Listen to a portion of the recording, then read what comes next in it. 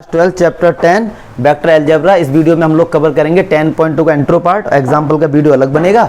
तो इसमें देखिए इतने टॉपिक पे है हम लोग डिस्कस करेंगे, पहले इसीलिए मैंने लिख दिए हैं। ठीक है, जल्दी जल्दी एक बार डिस्कस कर सारे प्रूफ बताएंगे। नॉलेज के लिए पढ़ते हैं, नंबर के लिए लोग नहीं पढ़ते हैं, ये आपको बार बार मैं रिमाइंड कराता हूँ। पहला है कि एडिशन ऑफ अ वेक्टर।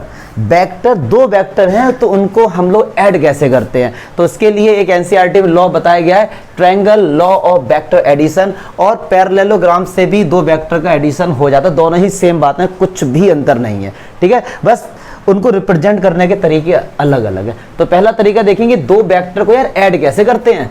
तो देखिएगा फर्स्ट टॉपिक की अगर मैं बात करता हूं तो कोई भी एक वेक्टर है, मान लो यहां पर, इसकी ना तो डेफिनेशन आती है ना कोई प्रूफ वगैरह आता है, लेकिन हम लोग पढ़ेंगे सारी बातें नॉलेज के लिए। एक वेक्टर ये है कहीं पर, ठीक है जी, और कहीं पर भी एक वेक्टर ये रहा बी वेक्टर। अब इन दो वेक्टर को मुझे ऐड करना है, तो हमने एक लॉ पढ़ा है, लॉ मतलब एक वो पढ़ा है कि फ्री वेक्टर क्या होता है। फ्री वेक्टर से हम इसको बिना इसको हम लोग यहां से डिस्प्लेस कर सकते हैं without changing the direction and magnitude. Free vector यही होता था। तो एक बात बताइए, इसको मैं धीरे धीरे यहां पर लेके आ जाऊंगा और इसको यहां, तो क्या इस वेक्टर को मैं इस तरीके से लिख सकता हूं, ए वेक्टर लिख सकता हूं भाई, पक्की बात है ना, लिख सकता हूं। क्यों? Because of free vector. वो अगर आपको नहीं पता है तो 10.1 का इंट्रो पार्ट देखो दबा के। और ये बी वेक्टर, इसको मैं मान लो इस तरीके से लिख देता हूं। अब इस वेक्टर को मैंने ये एक नया वेक्टर बना दिया, दिस, ये ए वेक्टर है, ये बी वेक्टर है। तो ये जो वेक्टर, अब देखो ये ट्रायंगल बन गया, ट्रायंगल बन गया। सिंपल सी बात है, ज्यादातर कंसेप्ट फिजिक्स के, इसीलिए हम लोग केवल बेसिक समझ लेंगे, और लेकिन मैं इसका प्रूफ भी बता दूंगा। तो इस तरह एक वेक्टर ये है, एक वेक्टर ये है, लेकिन triangle law of vector addition बोलता क्या है, कहता भाई अगर इसका डायरेक्शन इस तरफ है और इसका भी डायरेक्शन उसी तरफ है, लेकिन जो तीसरा वेक्टर है अगर उसका डायरेक्शन इन दोनों डायरेक्शन के अपोजिट है, मतलब साइकिल नहीं बन रही। फॉर एग्जांपल ये इस तरफ गया, ये इस तरफ गया, तीसरा इस तरफ आना चाहिए था, लेकिन इस वाले का डायरेक्शन क्या है, अलग है। तो ये जो वेक्टर होगा ये ए और बी वेक्टर का सम होगा। कंडीशन केवल एक है मल्होत्रा, कंडीशन ये एक वेक्टर ये है, एक वेक्टर ये, इन दोनों का डायरेक्शन देखो सेम है। जो तीसरा वेक्टर है उसका डायरेक्शन दो वेक्टर के डायरेक्शन के अपोजिट होना चाहिए, वो उल्टा होना चाहिए, साइकिल नहीं बननी चाहिए। साइकिल का मीनिंग एक वेक्टर ये, एक वेक्टर ये, एक वेक्टर ये, तो वो साइकिल बन नहीं रही है, साइकिल बन गई ना, ये साइकिल नहीं बननी चाहिए। ठीक है, तो अब दिमाग में क्वेश्चन आता है कि अगर सर साइकिल बन रही है फिर कैसे ऐड करेंगे। बहुत सिंपल है कि यार एक वेक्टर ये रहा, इसका नाम ऐसे देते हैं ए बी वेक्टर, और ये है हमारा बी सी वेक्टर, और ये हमारा सी ए वेक्टर। ठीक है सर, अब इसको ऐड करो, इसको ऐड करो, आंसर क्या आएगा। तो एक बात देखिए, जो लॉ ने हमको बताया था वो लॉ ये था कि एक वेक्टर इस तरफ है, एक वेक्टर इस तरफ है, तो तीसरे वेक्टर का डायरेक्शन उसके अगेंस्ट होना चाहिए, अपोजिट होना चाहिए। तो एक बात बताइए, A B vector plus B C vector equal to A C vector होना चाहिए था। रूल तो अकॉर्डिंग टू रूल तो यही कहता है ना कि ए सी वेक्टर होना चाहिए था, ए सी, लेकिन तो उल्टा है। तो एक बात बताइए, क्या ए सी वेक्टर को आप माइनस सी ए वेक्टर लिख सकते हैं? नेगेटिव वेक्टर से हमने पढ़ा हुआ है इंट्रो पार्ट में, चेंज होगा तो साइन आ जाएगा, ए सी का सी ए होगा, वैसे साइन आ जाएगा, तो नेगेटिव इधर आएगा, तो क्या हो जाएगा, A B vector plus B A vector plus C A vector equals to 0। मतलब क्या हुआ, आप जिस डायरेक्शन में जा रहे हो तीनों वेक्टर उसी डायरेक्शन में जा रहे हैं, तो उनका सम कितना होगा, 0। क्यों? क्योंकि डिस्प्लेसमेंट 0 हो गया। मल्होत्रा समझो इस चीज को, डिस्प्ले आप ए से चले थे बाद में ए में आ गए, तो डिस्प्लेसमेंट क्या हुआ, 0 हो गया। तो इसीलिए अगर तीन वेक्टर हैं और अगर वो साइकिल बनाते हैं तो उनका सम क्या होता है, 0 होता है, याद रखना ये चीज। चलिए अच्छा, अब एक कहते हैं डिफरेंस ऑफ अ वेक्टर। दो वेक्टर को माइनस कैसे करते हैं, बहुत सिंपल है यार। एक वेक्टर ये रहा ए वेक्टर, एक वेक्टर ये रहा मान लो बी वेक्टर। एक बात सुना ध्यान से, अब अगर बी वेक्टर इस तरफ है और बी वेक्टर का ही मैग्नीट्यूड अगर मैं इस तरफ ला दूं, मतलब जो मैग्नीट्यूड इसका, जो लेंथ इसकी है वो ही लेंथ इसकी है, तो क्या ये बी वेक्टर तो होगा लेकिन माइनस नहीं होगा। डायरेक्शन चेंज हो गया, मैग्नीट्यूड चेंज नहीं किया, मतलब इसकी लेंथ बी है तो इसकी लेंथ भी मैंने बी ही रखी है, लेकिन डायरेक्शन चेंज कर दिया, तो क्या ये माइनस बी वेक्टर हो जाएगा। ठीक है, और एक वेक्टर मैंने इस तरीके से बना दिया। अब देखो इसका डायरेक्शन इस तरफ, इसका डायरेक्शन इस तरफ, इसका देखो अपोजिट हो गया, क्लियर है। तो ये जो वेक्टर होगा इन दोनों का सम होगा, तो A vector plus minus B vector, तो क्या ये A vector minus B vector नहीं आ गया? तो ये दो वेक्टर का क्या हो गया? डिफरेंस हो गया। कुछ ज़्यादा समझना नहीं है, कोई ज़्यादा कॉम्प्लिकेटेड नहीं है, सब फिजिक्स में 11वीं क्लास में आप लोगों ने पढ़ा, मैथ्स में तो केवल इसका जस्ट इंट्रो है। अब ऐसे ही दो वेक्टर को ऐड करने का, दो हमने पढ़ लिए, ये सिंपल चीज़ है। अब कह रहे हैं यार कि एक पैरेललोग्राम लॉ भी है दो वेक्टर को ऐड करने का। सेम है, जो triangle law of addition of vector है और पैरेललोग्राम लॉ एक ही है, कोई भी ज़्यादा अंतर नहीं है। तो देखिए इसमें क्या कहते हैं, इसमें कहते हैं दो वेक्टर्स इस तरीके से हैं कि वो किसी पैरेललोग्राम की एडजेसेंट साइड्स हैं, एडजेसेंट साइड्स हैं। देखिए अगर एक वेक्टर ये रहा ए वेक्टर और एक वेक्टर ये रहा बी वेक्टर, ये दो हमने ऐसी साइड्स ली हैं कि ये किसी भी पैरेललोग्राम के एडजेसेंट साइड्स हैं। तो अगर पैरेललोग्राम है तो जो यहां से जो वेक्टर होगा वो इसकी क्या होगा? पैरेलल होगा। यस और नो? यस और नो? क्योंकि वो कह रहे हैं पैरेललोग्राम, पहले से ही कह रहे हैं ये जो दो वेक्टर है ना किसी भी पैरेललोग्राम की एडजेसेंट साइड्स हैं। तो ये बी वेक्टर है तो ये भी बी वेक्टर होगा, फिर ऐसे ही ये भी क्या होगा? ए वेक्टर होगा, डायरेक्शन भी सेम। ठीक है। अच्छा अब एक बात बताइए, ये ए वेक्टर है ये बी वेक्टर है, तो ये ट्रायंगल लॉ से क्या हो जाएगा? ए प्लस बी वेक्टर हो जाएगा। यस और नो? आप दोनों तरफ से देख लो, क्योंकि ये भी ट्रायंगल बनना है और ये भी ट्रायंगल बनना है। इस तरफ से देखो, ये इस तरफ जा रहा है, ये इस तरफ जा रहा है, ये इसके अपोजिट हो गया, तो इन दोनों का सम ही तो होगा ये। अब इस तरफ से चेक करो, ये इस तरफ जा रहा है भाई, ये इस तरफ, ये देखो इसके अपोजिट नहीं हो गया, तो इस तरफ से इस तरफ सम करेंगे तो ये parallelogram law of vector addition हो गया। मुझे नहीं लगता कि इसमें कोई भी डाउट होगा, पक्की बात है। अब कुछ इनकी प्रॉपर्टीज़ हैं एडिशन की, कुछ प्रॉपर्टीज़ दी गई हैं। अभी तक तो बहुत सिंपल है, धीरे धीरे चीज़ें आएंगी बढ़ के। वो ये बताया गया कि भैया कम्यूटेटिव प्रॉपर्टी क्या होती है कि ए वेक्टर में बी वेक्टर या फिर इस तरीके से अगर हम ये कर दें तो आंसर हमारा हमेशा सेम आता है। सिंपल है। तो अभी जैसे बताया था पैरेललोग्राम वाले में, आप देख लीजिए, ये एक वेक्टर है, ये एक वेक्टर है, ये ए है ये बी है, ये ए है ये बी है, तो आप कैसे भी ऐड कर लीजिए, बी प्लस ए को पहले ऐड कर लो या ए प्लस बी को पहले ऐड करो, आंसर तो हमेशा एक ही आता है ना। तो ये तो बहुत सिंपल चीज़, इसमें कुछ नहीं है। एक होता है एसोसिएटिव प्रॉपर्टी, ये सब एनसीईआरटी में दिया गया, उसमें बोलते हैं कि यार पहले ए बी और सी वेक्टर को ऐड करो, बाद में ए वेक्टर ऐड करो, ठीक है। या फिर वो ये कह रहे हैं कि पहले ए और बी वेक्टर को ऐड करो, बाद में भाई सी वेक्टर ऐड करो, तो बात एक ही होती है। अब ये क्या कहना चाह रहे हैं, दोनों का मतलब ये तो पहले तो आप जान लीजिए कैसा होता है कि अगर तीन वेक्टर हैं तो तीन में अगर आपने पहले बी प्लस सी वेक्टर को ऐड किया, बाद में जो आंसर आया उसमें ए वेक्टर ऐड किया, या फिर पहले ए और बी को ऐड किया, जो आंसर आया उसमें सी वेक्टर ऐड किया, तो आंसर सेम ही आता, कुछ भी अंतर नहीं होगा। जैसे ये क्या कहना चाह रहे हैं, ये कहना चाह रहे हैं कि एक वेक्टर मान लो मैंने ये ले लिया बी वेक्टर, एक ये ले लिया मैंने मान लो बी वेक्टर, और एक ये मैंने ले लिया सी वेक्टर। ध्यान से समझेंगे सारे बच्चों को, प्यार से समझना इस चीज को। ये ए वेक्टर है, ये बी वेक्टर है, तो ये कौन सा वेक्टर होगा? ए प्लस बी वेक्टर होगा। मतलब मैंने पहले क्या किया, ए और बी वेक्टर को ऐड कर लिया, इसका डायरेक्शन इस तरफ, इसका डायरेक्शन इस तरफ, तो अब जो ये वेक्टर होगा क्या इसको ऐसे नहीं लिखेंगे? यस और नो? क्लियर है? हमने ये वाला दिखा दिया। अब इसी फॉर्म को हम दोबारा लिखेंगे। मैंने क्या किया था, ए वेक्टर बी वेक्टर और सी वेक्टर, ऐसे ही तो बनाया था। देखो जरा, आप खुद देखिए। अभी मैंने क्या किया था, पहले ए और बी को ऐड किया था, अब मैं पहले किसको ऐड करूंगा, बी और सी को ऐड करूंगा। देखिए ये बी वेक्टर ये सी वेक्टर, तो जो ये वेक्टर होगा क्या ये बी प्लस सी नहीं होगा? यस और नो? यस और नो? अच्छा, इसका डायरेक्शन इस तरफ है, इसका डायरेक्शन इस तरफ है, तो जो ये वेक्टर हो गया क्या ये ए plus B plus C vector नहीं होगा? देखो दोनों सेम ही तो आ रहे हैं, क्योंकि ये भी इस तरफ आ रहा है, ये भी इस तरफ आ रहा है, तो ये एसोसिएटिव लॉ हो गया। मतलब कहने का मतलब है, ये प्रूफ है, आप प्रूफ पे मत जाओ, केवल इतना समझ लो तो भी बहुत है, ठीक है। कि मतलब क्या कि तीन वेक्टर अगर हमारे पास हैं तो किन्हीं भी दो वेक्टर को पहले ऐड करके तीसरे वाले से ऐड करेंगे, आंसर हमेशा क्या आएगा? सेम आएगा।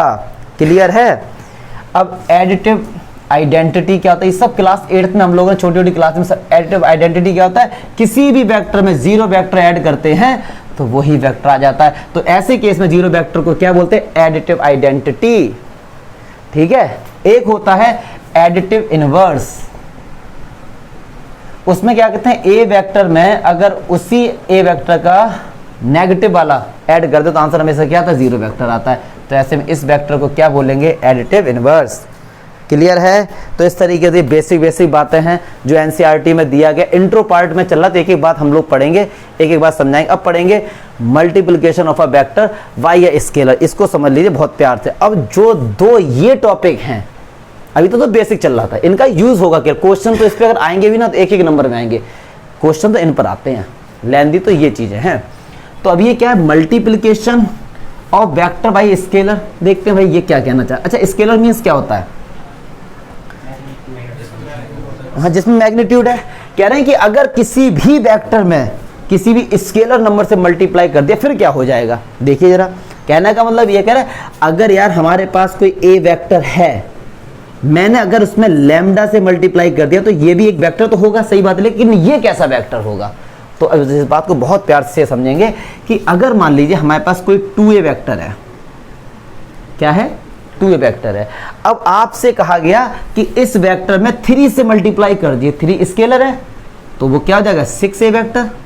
तो इस वेक्टर में इस वेक्टर में क्या अंतर हो गया? तो सुनो, कुछ नहीं अंतर हो गया। पहली बात तो जो आपने 3 का मल्टीप्लाई किया तो 3 प्लस का किया अगर आपने, और एक केस में दिखाएंगे कि अगर आपने माइनस में मल्टीप्लाई किया तो क्या होगा। पहले बताता हूं प्लस का। सपोज ये हमारे पास 2a वेक्टर है, क्लियर है? ये 2a वेक्टर है, आपने इसमें 3 का मल्टीप्लाई कर दिया तो आपने प्लस का मल्टीप्लाई किया तो जो 6a वेक्टर होगा उसका डायरेक्शन तो सेम होगा पहली बात, और वो इससे 3 टाइम्स बड़ा हो जाएगा लेंथ में। कितना बड़ा हो जाएगा? 3 टाइम्स, मतलब ये लगभग ये इसका, तो ये क्या हो जाएगा? 6a वेक्टर हो जाएगा। क्लियर है? ये वेक्टर हमेशा इसके पैरेलल होगा, हमेशा इसके पैरेलल होगा, ये कोलिनियर होते हैं।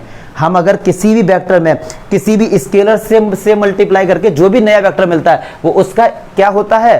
कोलिनियर होता है। याद रखना, छोटी छोटी बातें। अगर आपने 2a वेक्टर में, मैंने कहा 2a वेक्टर में आपने -3 से मल्टीप्लाई कर दिया, -3 भी स्केलर है तो वो क्या हो जाएगा? -6a vector. तो अब ये क्या होगा? सब कुछ सेम रहेगा, केवल डायरेक्शन चेंज हो जाएगा। मतलब ये जो वेक्टर से 3 टाइम्स बड़ा है लेंथ में, मतलब ये अगर आप काउंट करेंगे तो ये 3 बार आएगा इसमें, लेकिन डायरेक्शन चेंज हो जाएगा।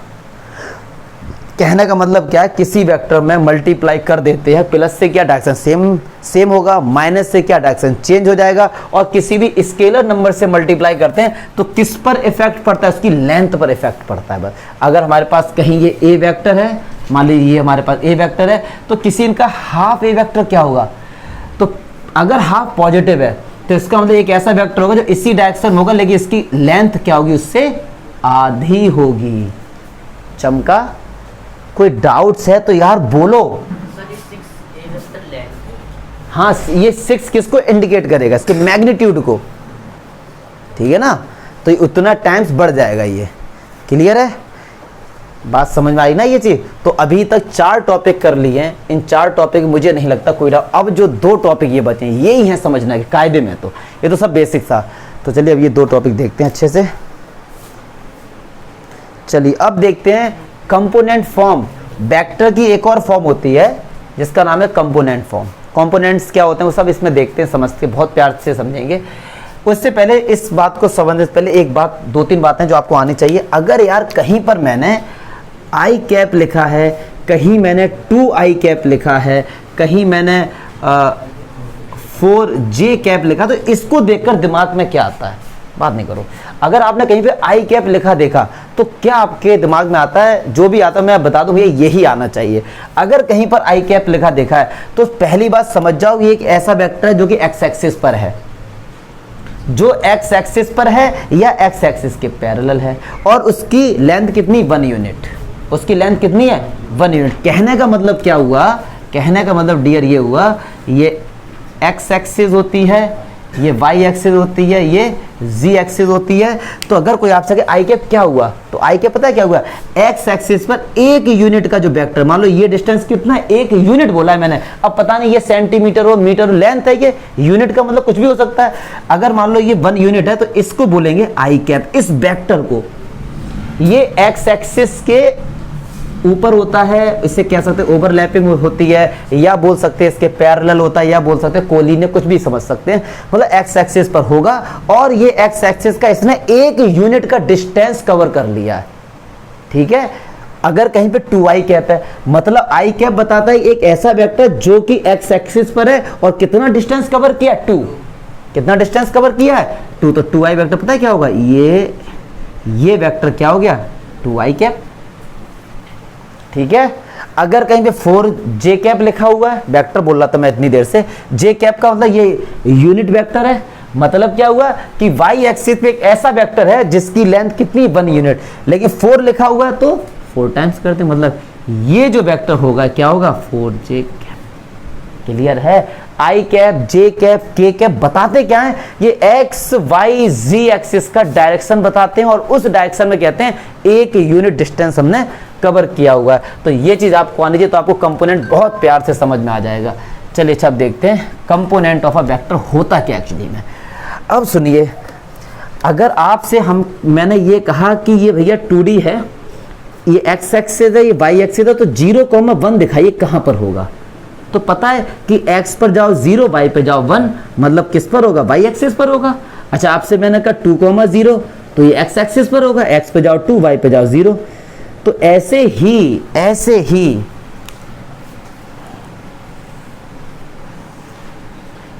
Axis, y axis, z axis, तो ऐसे आपसे किसी ने कहा कि यार 1 0 0 ये बताइए कहां पर होगा।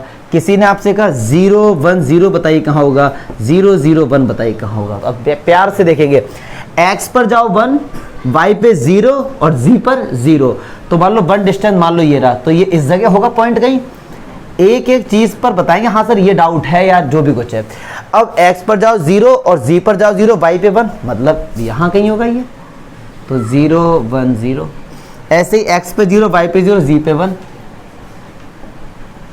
अच्छा ये क्या चीज बता रहा है, ये कह रहा है कि इसका जो डिस्टेंस है कितना है, 1। मैग्नीट्यूड इंडिकेट कर रहा है, केवल मैग्नीट्यूड एक है किस पर, एक्स एक्सिस पे।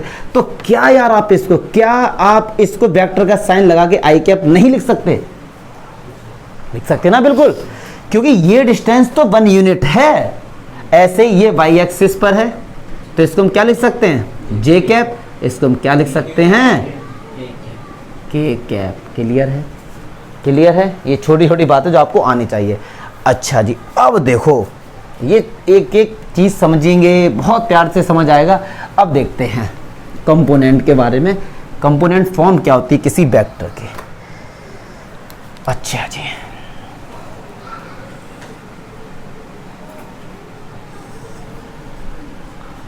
एक्स वाई,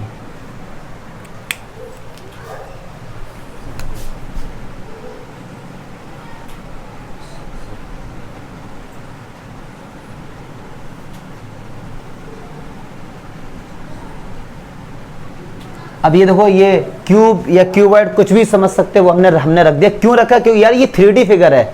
अब 3D में फील करेंगे और हमने बना रखा है, तो आपको दिखाएंगे भी प्रैक्टिकली।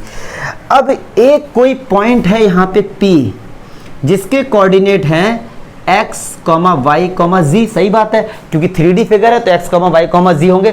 फॉर एग्जाम्पल क्या कहना चाह रहा हूँ, देखिए ये होममेड है, स्टूडेंट मेड है, ये फ्री ऑफ कॉस्ट है। चलिए, पता नहीं बाल किसका लगा ये 3D। अब फील करेंगे y axis, z axis, x axis. देखो x एक्सिस को हम दिखा सकते नहीं थे, क्योंकि यार कायदे में x एक्सिस तो बाहर निकलेगी ना, 3D फिगर है। तो अब ये जो P पॉइंट है, मान लो मैंने क्या किया, एक पेन यहाँ पे लगा दे, ये पॉइंट क्या है, P पॉइंट है। तो इस P पॉइंट के कोऑर्डिनेट क्या होंगे, x, y, z, क्योंकि इसमें ये भी आ रहा है, ये भी आ रहा है, ये भी आ रहा है। क्लियर है। तो अगर मैं O से P को मिला दूं तो क्या ये पोजीशन वेक्टर नहीं हो जाएगा। ओरिजिन से अगर किसी पॉइंट को मिलाते हैं तो वो क्या होता है, पोजीशन वेक्टर। और पोजीशन वेक्टर को किससे इंडिकेट करते हैं, आर। तो एनसीईआरटी में क्या बताया गया है, एनसीईआरटी में ये बताया गया है कि भैया इस आर वेक्टर को हम लिख सकते हैं X I cap, Y J cap and Z K cap. हम इस वेक्टर को इस तरीके से, ये फॉर्म क्या होती है, component form of a vector, किसी भी वेक्टर को लिखने का तरीका। इस केस में x y z ये स्केलर क्वांटिटी है, इसीलिए इनको बोला जाता है स्केलर कंपोनेंट। क्लियर है, क्लियर है। और देखो ये सुनो ध्यान से देख लो यार, देख लो वो, अरे तिवारी आ गई तुम्हारी बारी, इधर देखो एक्स वाई जी इनको बोला गया स्केलर कॉम। क्यों बोला गया, क्योंकि ये मैग्नीट्यूड है, इनमें डायरेक्शन नहीं है। लेकिन अगर मैं पूरे एक्स आई की बात करूं तो इसमें मैग्नीट्यूड भी आ गया और डायरेक्शन भी आ गया, तो इनको क्या बोलेंगे, वेक्टर कंपोनेंट। ऐसी एक्स आई कैप को, वाई जे कैप को, जेड के कैप को क्या बोलते हैं, वेक्टर कंपोनेंट। और स्केलर कंपोनेंट को कहीं कहीं पे रेक्टेंगुलर कंपोनेंट भी बोल दिया जाता है। ठीक है, वो बस कायदे में देखा जाए एनसीईआरटी में इतना हो गया, इतने से आपका काम हो जाएगा, इतने से आपका काम हो जाएगा। बट प्रॉब्लम ये आती, सर आप बताओ तो हमें कहाँ से आया ये सब चीजें, क्या वो पता भी तो होनी चाहिए ना सर, ये चीजें कहाँ से आ रही हैं।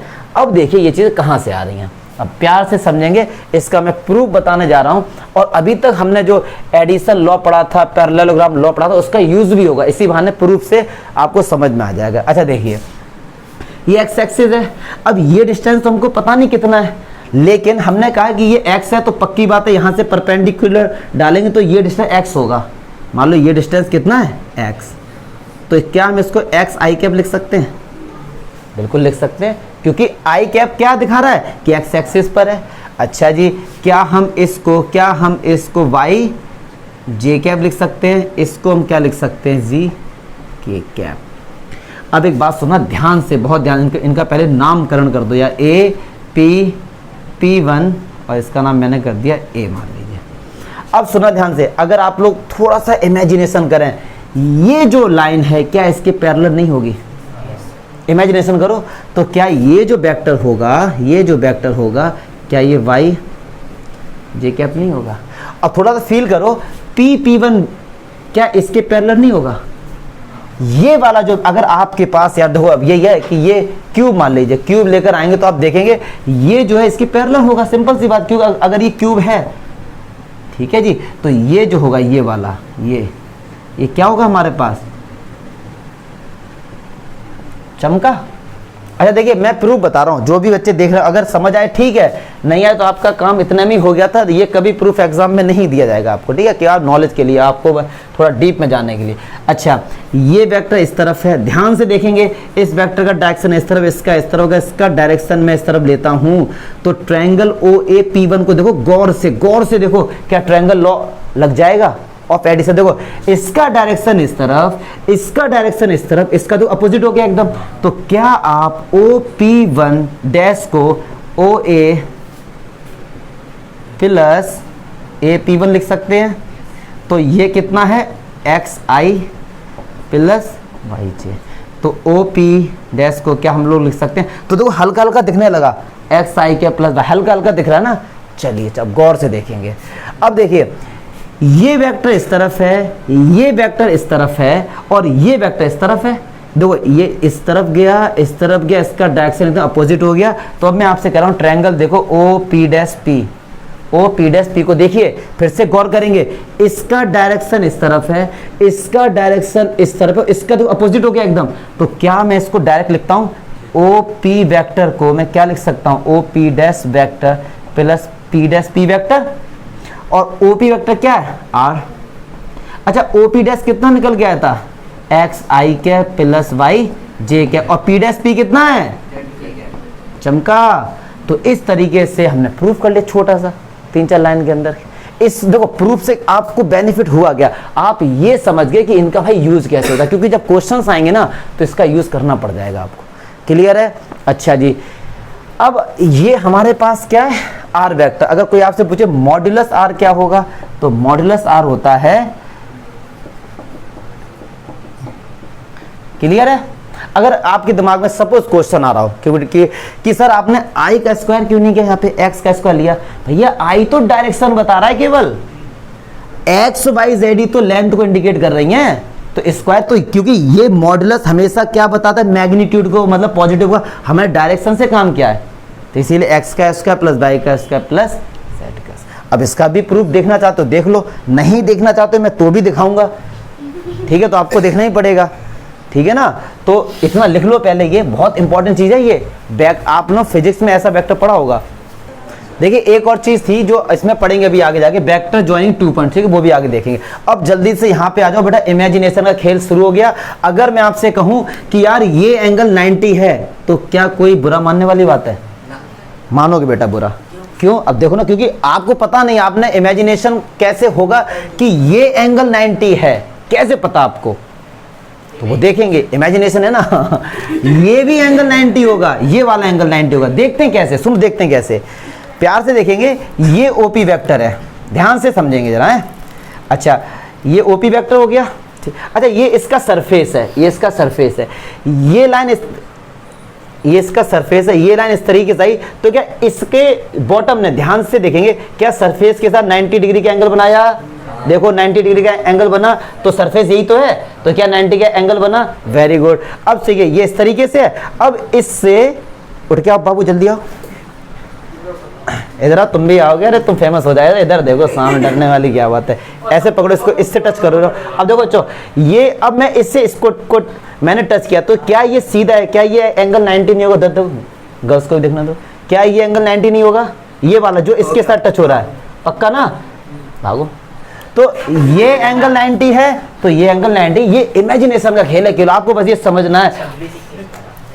क्लियर है? अब देखेंगे। अच्छा अगर ये 90 है, अगर ये डियर 90 है, तो ओ ए पी डैश क्या राइट एंगल ट्रायंगल हो गया?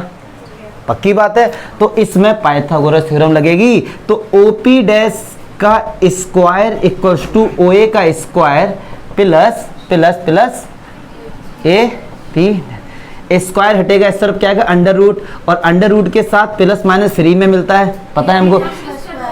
हाँ हाँ स्क्वायर ही होगा, ठीक है। और माइनस हो नहीं सकता, क्यों नहीं हो सकता? क्योंकि लेंथ आ रही है, लेंथ कभी नेगेटिव होती नहीं है। अब एक बात सुनो, एक बात सुनो, ओ ए का स्क्वायर, यहां पे ये आई केवल दिखा रहा है डायरेक्शन को, तो आई को तो लेंगे नहीं, हमको चाहिए मैग्नीट्यूड केवल, ठीक है। तो वेक्टर और लगा दें, ठीक है। तो X square plus Y square, तो ओ पी डैश कितना आ गया?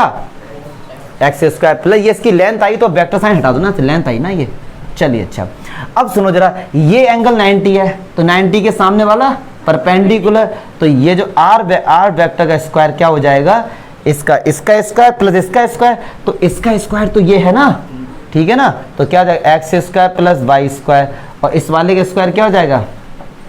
अगर ये हटेगा तो ये आ जाएगा। मुझे नहीं लगता यहाँ तक कोई भी डाउट होगा, है क्या कोई डाउट? देख लेते हैं, कोई डाउट होना तो नहीं चाहिए, ठीक है। अच्छा बस ये वेक्टर का साइन यहाँ से इसलिए हटा देना, क्योंकि अब ये आई है, ये लेंथ आई है निकल के ना, तो वेक्टर का चक्कर नहीं होगा यहाँ पे।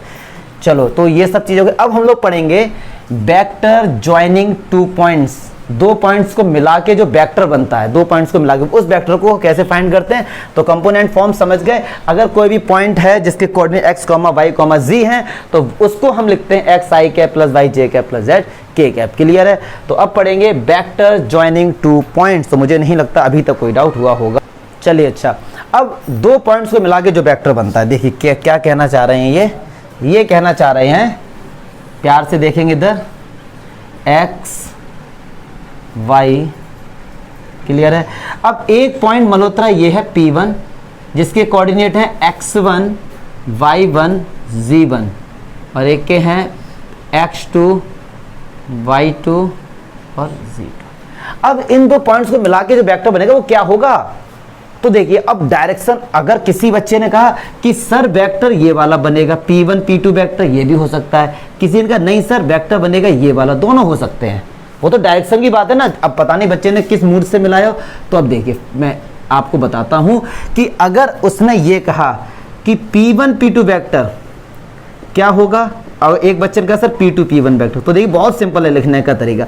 P1 P2 वेक्टर, P1 से P2 पे जा रहे हैं, तो एंड में क्या आ रहा है? P2, तो P2, तो P2 में इधर क्या है? x2, तो x2 minus x1, x2 minus x1 I cap, y2 minus y1 J cap plus z2 minus z1 K cap. Clear है? अगर उसने कहा P2 P1, तो एंड में क्या आ रहा है? P1, तो P1 के पहले लिए जाएंगे x1 minus x2 I cap plus y1 minus y2 J cap तो ये इस तरीके से वेक्टर बन जाते हैं। प्यार से देख लो यार, अगर जो एंड में आ रहा है उसके पहले आते हैं, माइनस बीच में लगा होता है। ये तो मैंने बता दिया, लेकिन आप कहोगे सर आप पढ़ते हो नॉलेज के लिए, तो आपने कहा सर प्रूफ तो बताओ इसका। तो देखो प्रूफ, ये वेक्टर मैंने इस तरीके से बना दिया एक, तो ये पोजीशन वेक्टर हो गया। ये वेक्टर एक मैंने इस तरीके से ये बना दिया, तो ये पोजीशन वेक्टर हो गया, ये इस तरफ जा रहा है, इसका नाम देते हैं ओ। अब प्यार से देखना, बहुत प्यार से, क्या ये इस तरफ जा रहा है, ये इस तरफ जा रहा है, इसका डायरेक्शन चेंज हो गया, तो क्या ओ पी डैश वेक्टर को O P two vector plus P2 P1 vector लिख सकते हैं? सही बात है भैया।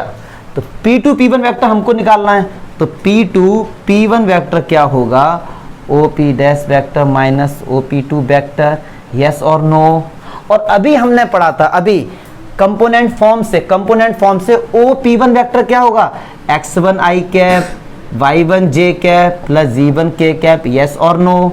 अभी पढ़ा है हमने कि किसी के भी कोऑर्डिनेट दिए गए होते हैं तो उसको इस तरीके से वेक्टर फॉर्म में लिख देते हैं, माइनस OP2, तो ये क्या होगा? x2 i cap plus y2 j cap plus z2 k cap. देखिए ये माइनस ने अंदर एंट्री कर दी, आप होशियार बच्चे डायरेक्ट करता हूं, तो ये भी माइनस और ये भी माइनस, ये i कैप ये i कैप, इन दोनों में से i कैप कॉमन आ रहा है, इधर क्या बचेगा? x1 माइनस x2, इन दोनों से क्या कॉमन आ रहा है? j कैप कॉमन आ रहा है, तो y1 minus y2 plus k cap v1 minus g2। चमका चमका।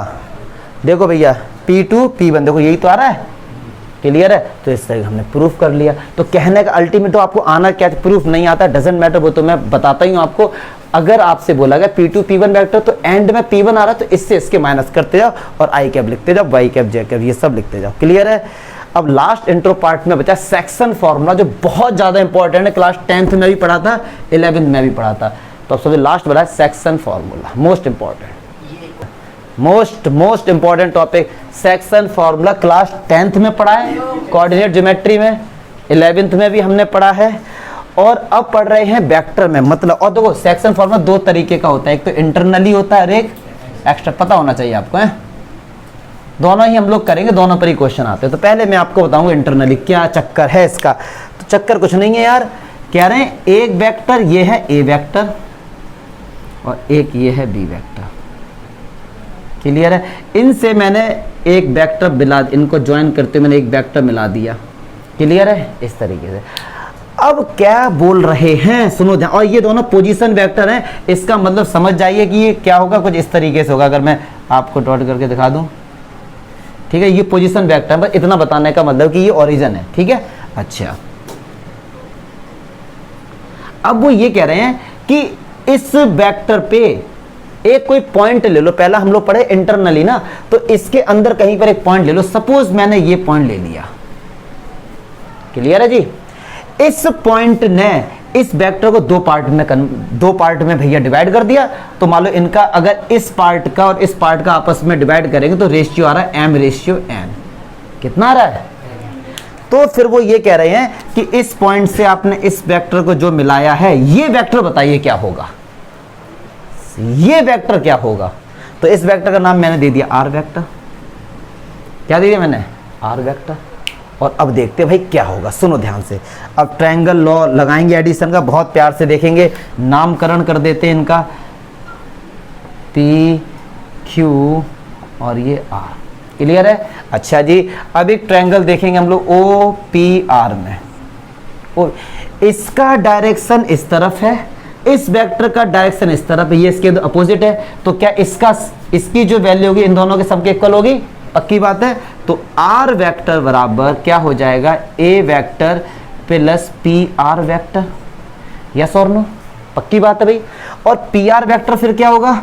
PR वेक्टर हो जाएगा R vector minus A vector, equation first. अब देखेंगे इस वाले ट्रायंगल में, ट्रायंगल ORQ, इसका डायरेक्शन इस तरफ है, इसका डायरेक्शन इस तरफ है, इसका एकदम अपोजिट है इसके। तो यार क्या लिखेंगे? B vector equals to R vector plus RQ vector. अगर कोई बच्चा ऐसा सोच रहा हो कि सर आपने PR वेक्टर लिखा, क्या हम PR वेक्टर को M वेक्टर लिख सकते हैं? बिल्कुल गलत, ये तो रेशियो को इंडिकेट कर रहा है, बस लेंथ की तो बात नहीं हो रही है, ये रेशियो को इंडिकेट कर रहा है। तो RQ वेक्टर क्या होगा? B vector minus R vector. Clear है। और इस क्वेश्चन में गिवन क्या है, इसमें गिवन ये होता है हमको कि P R vector upon R Q vector M ratio N, यही तो गिवन है। सही बात है। तो यार क्या पी आर वेक्टर और आर क्यू वेक्टर की जगह वैल्यू नहीं पुट कर सकते? ये बिल्कुल कर सकते हैं। तो पी आर वेक्टर की जगह R vector minus A vector, इसकी जगह B vector minus R vector equal to M upon N. अब हमको निकालना है क्या यहां से, आर वेक्टर। करो क्रॉस मल्टीप्लाई, इसका मल्टीप्लाई होगा N R vector minus N A vector, इसका मल्टीप्लाई कीजिए M B vector minus R vector M. तो जो आर वेक्टर एक तरफ ये और ये देखो आर वेक्टर वाले, इनको एक तरफ लेके आ जाओ।